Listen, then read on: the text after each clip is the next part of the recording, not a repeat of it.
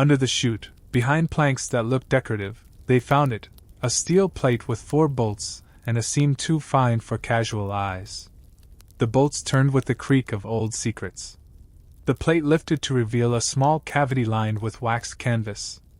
Inside lay a ledger, not company issue, meticulous as a prayer. Entries matched the nuggets in the pouch and the dates in Noah's father's notes. Output, essays, distributions, to widows, to the clinic fund, to a school lunch program that kept winter from being cruel. The last pages were blank, except for a sentence in that same shaky hand. Gold is luck. People are wealth. The inspectors walked the site with surprising respect. Your cooperative has a claim, their lead said to Irina, and a community plan. You may continue under strict conditions. She eyed Orlov's injunction like a fly and handed it back. Orlov departed without shaking hands. In weeks, a legal pilot extraction began, slow, transparent, boring in the best way. The town watched water levels and air and each other. The first official gold bar was small, stamped with the co-op mark, passed from hand to hand like a newborn. At the ceremony, Noah placed the ledger beside the bar. We found gold, he said into the microphone, voice steady. But we also found something better. He looked at Mara, at Luka, at Irina, at Sokol standing in the shade like a man who finally chose a side. We found us. Final hook, as the town cheered, a courier slid a plain envelope into Noah's pocket. Inside, a single brass key and a note with no signature.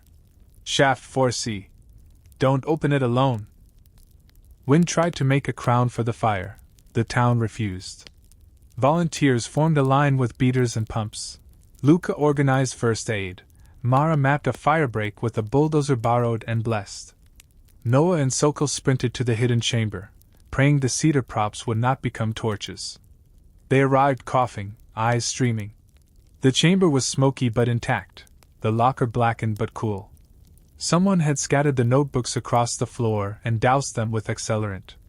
Noah stomped flames with his boots, cursing and pleading in the same breath. Sokol smothered pages with his jacket, burned his hands, didn't complain. Outside, the firebreak held. The slope blackened but did not die. The town cheered like warriors and wept like farmers. Orlov's men filmed from a safe distance, careful not to help, careful to look lawful. Noah gathered the surviving notebooks and felt a weight lift, enough to continue, not enough to forget. He looked at Sokol. Why stay with us? Sokol looked at the town line cutting flame from homes. Because the people vein pays different. They split. Mara and Irina led the public fight, press, permits, geology, the drumbeat of truth. Noah and Luka slipped up the ridge with Sokol, hugging shadow and scrub. In the ventilation drift, they gathered what mattered, notebooks, maps, the pouch of nuggets, and the sat phone, with its impossible messages. Ghosts don't text, Luka muttered. Sokol shrugged. Old miners leave surprises. At the co-op hall, the town voted by raised hands and quiet tears to form a community trust. Profits to stabilize the mine, fund the clinic, fix the school roof. We sell nothing to Orlov, Irina said. We sell to a refinery that answers its phone when we call. Noah stood to speak and found he could. My father died believing the ridge could feed us without devouring us. We do this slow, safe, and together, or not at all. The room held its breath, and then a roar of hands. Outside, Orlov watched from his SUV, jaw tight. Brand new fencing arrived at 3B by afternoon, along with an injunction stapled to a tree and a line of private security. The fight had changed shape but not directions. The slump became a sink, swallowing the edge of the road with a hungry sigh. Mara shouted orders. Luka sprinted toward a trapped utility truck. Noah grabbed a winch line. Orlov's crew froze just long enough to realize they cared about gravity more than indemnity clauses. They pulled the driver free as the truck tilted and slid, vanishing nose first. The mountain exhaled dust like a secret it no longer wanted to keep.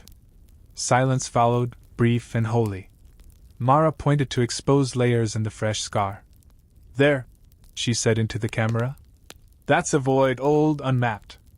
Whoever filed these reclamation plans ignored cavity surveys. She looked straight at Orloff. Negligence at best. The lawyer shut his binder. Irina stepped to the mic, a reporter thrust forward. We are not thieves, she said. We are caretakers. The mine is dangerous, yes. But it's ours, by memory, by sweat, by law you forgot to read. Sokol met Noah's eyes across the chaos and gave the smallest nod toward the ridge trail. The one to the ventilation drift exit. A safer path, less watched. Move your treasure while they watch the hole, the nod said. Noah swallowed. The samples on his back felt heavier than gold. Choices weighed the same. The valley filled with high-vis vests and clipboards. Orloff arrived in a branded jacket, followed by a lawyer who looked allergic to dirt. Evacuation order, the lawyer announced. Unstable geology. Public safety. Irina and 3 old miners stood at the gate with their cooperative papers laminated like shields.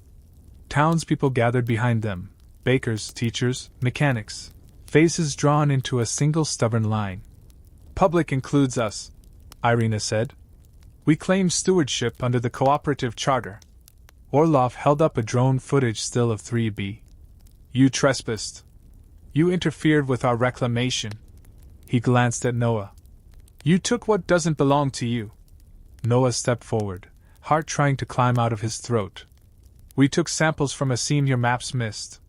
We stabilized your hazard. We have data, witnesses, and a very loud internet if you push. Mara streamed live from her phone, narrating straight like a sermon. Luka stood with the paramedics, checking straps. Sokol leaned against a truck, unreadable, but his eyes flicked to the lawyer's binder like a man counting exits. Orloff smiled too easily. Let's negotiate. Not here, Irina said. At the town hall. With coffee strong enough to keep Lysa awake. Water climbed their thighs. Noah remembered Sokol's whisper, if you flood, climb. Mara scanned for the narrow rise. Luka found a ladder bolted to a wall, half rust, half hope. They lashed the samples to their backs and ascended into a slot barely wider than shoulders. The pump's roar faded beneath them, replaced by the intimate sounds of breath and fear. Halfway up, the ladder wrenched. A bolt sheared with a ping that felt like betrayal. Luka grunted, swung to a brace, and hammered a piton with his rescue hammer, cursing and laughing at once. Best cardio in town, he gasped. Mara climbed like a metronome, precise, relentless. They emerged into an old ventilation drift that smelled of damp wood and old smoke. Air tasted real again. Behind them, water thundered through the lower level, angry and blind. Noah marked the route with bright tape like breadcrumbs for people who never eat bread down here. A headlamp flared ahead. Sokol waited, expression unreadable. You made it, he said. Orloff will be here in an hour with lawyers and a priest for the mountain. Choose your exit. Co-op filed, Mara said. We have a legal claim. Legal as a speed bump, Sokol said. He drives trucks. They opened the door 2 inches and heard the mine inhale. Water surged at ankle height, then knee, then steadied as the pump roared like a living thing. Cold soaked their bones, but the level began to fall. Behind the barrier, a low tunnel sloped downward into black. They advanced by meters, setting timbers, dragging hose. The tunnel widened into a chamber too neat to be natural, square corners, smooth floor. In the center, a wooden chute angled from the ceiling where ore once rushed down. On the far wall, a seam caught their lights and held them, not just flecks, ribbons. Gold braided through quartz like trapped sunlight. Mara laughed once, a sound half joy, half fear. This is it. They sampled, bagged, marked. Enough, Noah said, voice hoarse. We go.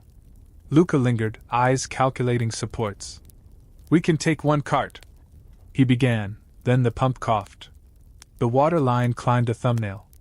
Generator, Mara said, already moving. They hustled back to the sump. The backup had tripped. Luka yanked the cord. The engine sputtered, caught, died. Above them, something thumped, a dull, rhythmic knocking, too regular to be rock, too slow to be human. Footprints inside meant one thing: they weren't alone, and not because of ghosts. They followed cautiously, marking the way back with chalk. The prints led to an old refuge chamber where a lantern glowed warm and wrong. A man sat on a crate, hands open, smile sharp. "Name's Sokol," he said. "Used to work here. Orlov pays me to make sure nobody dies. Or gets lucky without him." "Then why the trap?" Noah asked, jerking his chin at the collapsed beam. "Not me," Sokol said, and looked upward.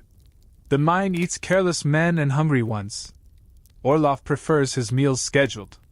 He stood, showed empty palms. "You want the vein below the barrier. You need time. I can give you 12 hours. He tossed a packet of expanding foam and a newer Brattis kit. "After that, my radio stops working." "Why help?"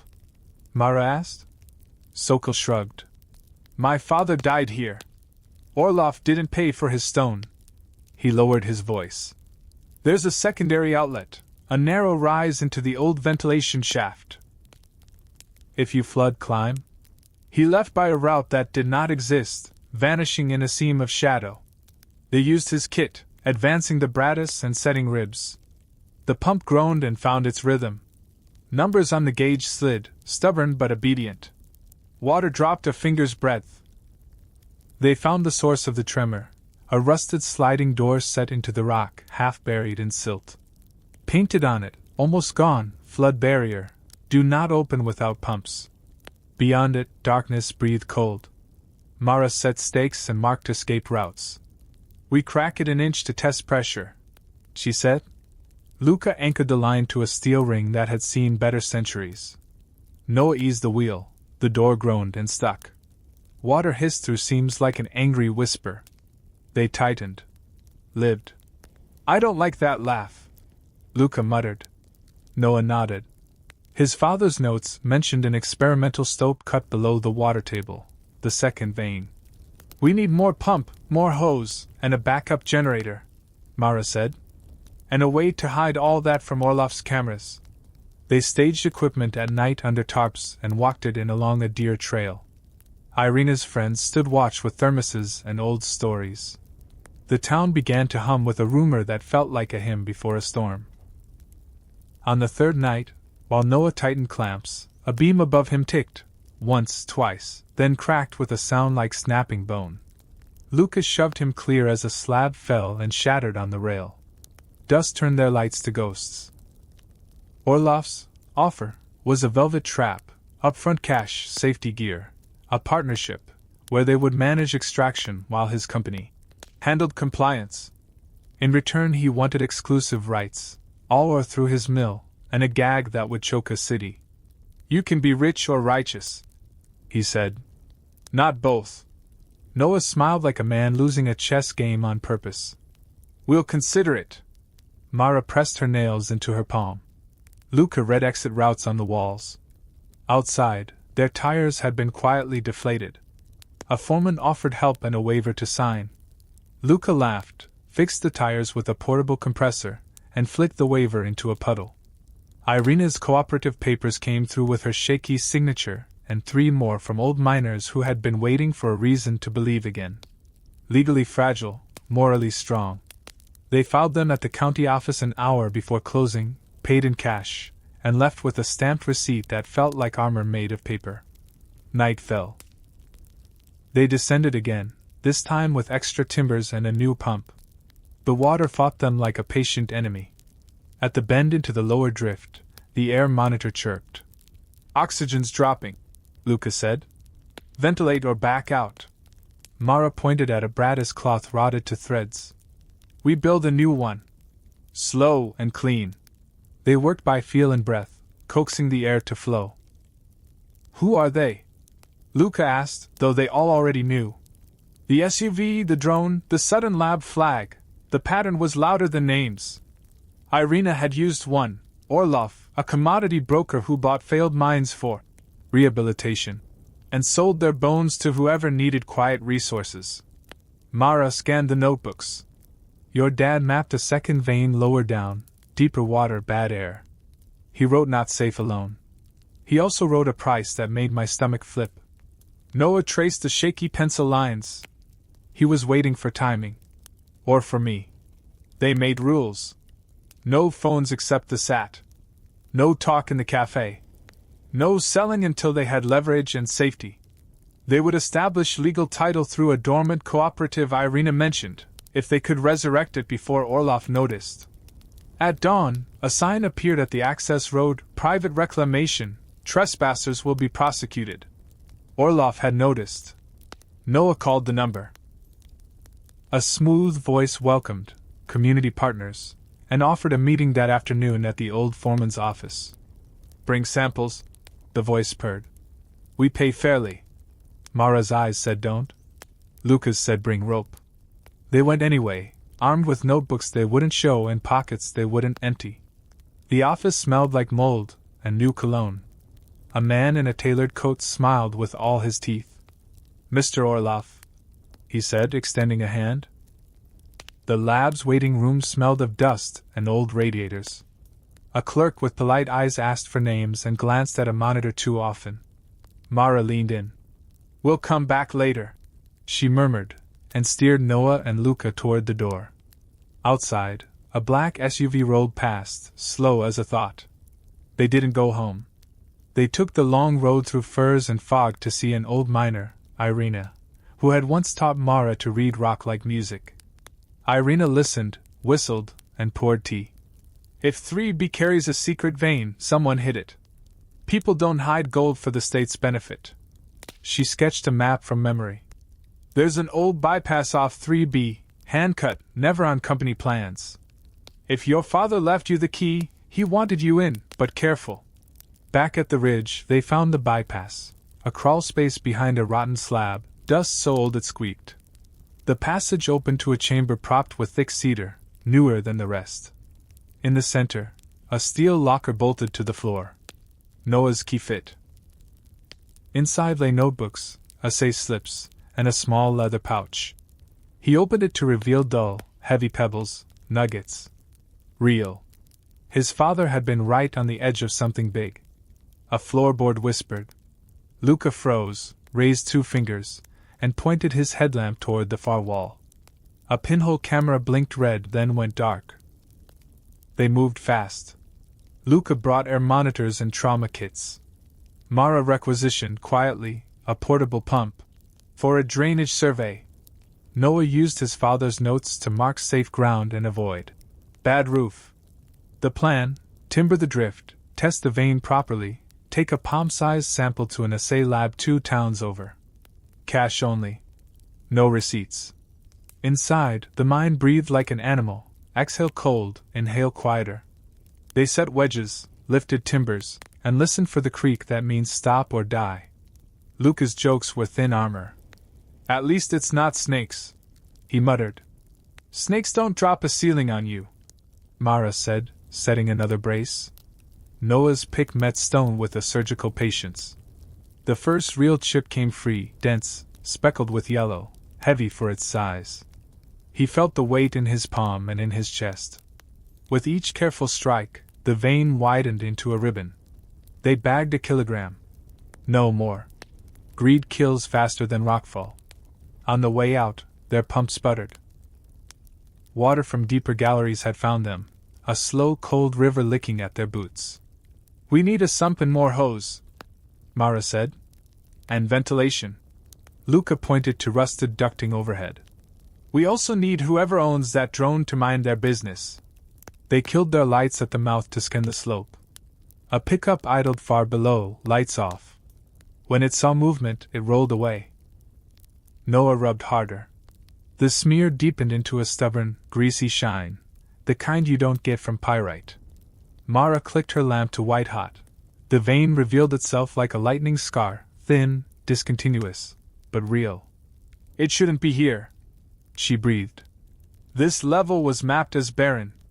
They set up a makeshift test. A chip hammered off into Mara's sample bag. A splash of nitric, no fizz. Gold. The word dropped between them like a stone into deep water, sending ripples of fear and wonder. Your dad must have known, Mara said. Why keep it secret? Noah remembered late nights, unpaid bills, his father's clipped answers. Some doors you opened slowly, or not at all. They retreated to plan. The mine needed shoring, air testing, pumps. The town needed jobs, but permits would take months, maybe years. A rumor would take 30 minutes. Noah swore them to silence. They would bring in exactly one more person.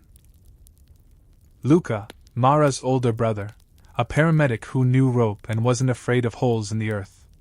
We do it right, Noah said. Small. Quiet. Back at the gate, fresh boot prints crossed the dust. Not theirs. Somebody else had been curious, or was always watching. Mara's jaw tightened. We're not the only ones who remember this place. That night, Noah dreamed of the vein twisting through the rock like a buried road, and his father standing at a crossroads, shaking his head. They said the Lysa Ridge mine was dead, flooded galleries, rotten beams, a padlock big as a fist. Yet when Noah came back to his mountain town after 10 years away, the wind still smelled faintly of metal, and the old men at the cafe still lowered their voices when the ridge was mentioned. His late father had been a foreman here, honest, stubborn, always broke. Noah had returned for the funeral and planned to leave after the paperwork. Instead, he found a small brass key wrapped in oilcloth among his father's tools, labeled in shaky pen, Shaft 3B. Mara, Noah's childhood friend and now the town's civil engineer, warned him off. It's condemned, she said. One wrong step and the whole hill comes down. But grief bends rules. At dusk they hiked the switchbacks with a coil of rope, a headlamp, and stubborn hope. A rusted fence, a chained gate, and beyond it a mouth of black. The key slipped into the auxiliary lock and turned like it had been waiting. Inside, the air was damp and cold enough to bite. Their lights caught rails, old carts, and warning signs half-eaten by mold. Deeper in, a plank door barred with a beam, 3B, stared back. Noah lifted, Mara wedged a crowbar, the beam groaned and rolled. From behind the door came the softest sound, like water over stone, like a whisper that remembered your name. They eased the door open. A narrow drift sloped down, glittering with something that was not just wet rock.